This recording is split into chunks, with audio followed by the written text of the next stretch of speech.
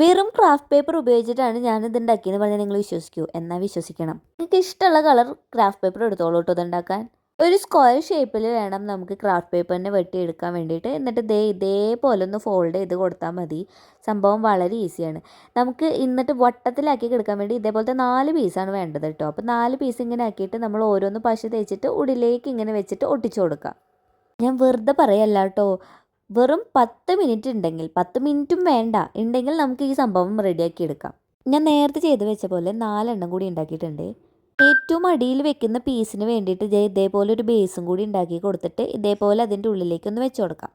പിന്നെ നമ്മൾ ഉണ്ടാക്കി വെച്ചിരുന്ന സംഭവം ഓരോന്നായിട്ട് ഇതേപോലെ ഒട്ടിച്ചു കൊടുക്കാം. അത്രേ ഉള്ളൂ, സംഭവം റെഡി ആയിട്ടോ.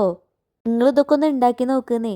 നിങ്ങൾക്കും തോന്നും അമ്പോ ഞാനൊരു സംഭവം തന്നെയെന്ന്. ഇത് നിങ്ങൾക്ക് പെൻ സ്റ്റാൻഡ് ആയിട്ടോ ഫ്ലവർ വേസ് ആയിട്ടോ ഒക്കെ യൂസ് ചെയ്യാം കേട്ടോ. അപ്പോൾ ഇഷ്ടപ്പെട്ടാൽ ലൈക്ക് ചെയ്യാനും സബ്സ്ക്രൈബ് ചെയ്യാനും മറക്കണ്ട.